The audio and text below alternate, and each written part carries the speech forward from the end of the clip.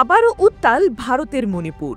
জাতিগত দাঙ্গায় বিপর্যস্ত রাজ্যটির বর্তমান পরিস্থিতি রীতিমতো বেসামাল হয়ে পড়েছে। অঙ্গরাজ্যটির পরিস্থিতি দ্রুত নিয়ন্ত্রণে আনতে এবার ৫,০০০-এর বেশি আধা সামরিক সেনা পাঠানোর সিদ্ধান্ত নিয়েছে নয়াদিল্লিতে আসীন ভারতের কেন্দ্রীয় সরকার।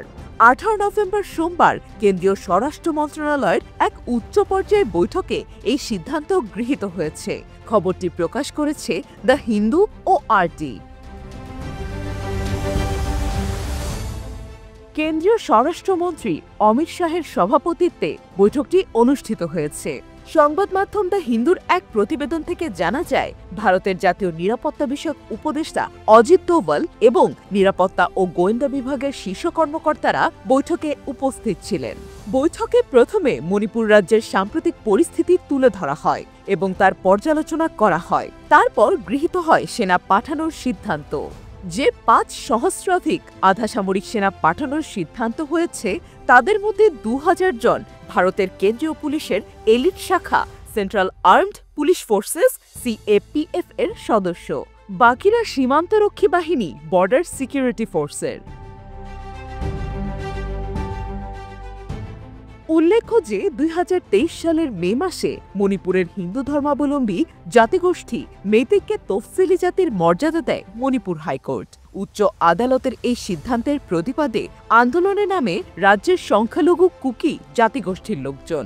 কুকি জাতির লোকজন খ্রিস্টান ধর্মাবলম্বী। কুকিদের এই আন্দোলন অচিরেই রূপ নেয় সাম্প্রদায়িক দাঙ্গায়। গত ১.৫ বছরেরও বেশি সময় ধরে চলা এই দাঙ্গায় নিহত হয়েছেন মেইতেই ও কুকি জাতিগোষ্ঠীর শতাধিক নারী পুরুষ এবং বাস্তুচ্যুত হয়েছেন হাজার হাজার মানুষ। তারপর থেকেই অস্থিতিশীল পরিস্থিতি পার করছে মণিপুর। তবে গত শনিবার রাজ্যের জিবিরাম এলাকায় ৩ জন নারী ও ৩ জন শিশু নিহতের ঘটনা ফের উস্কে দিয়েছে দাঙ্গা। নিহত এই ৬ জন কুকি সম্প্রদায়ের ছিলেন।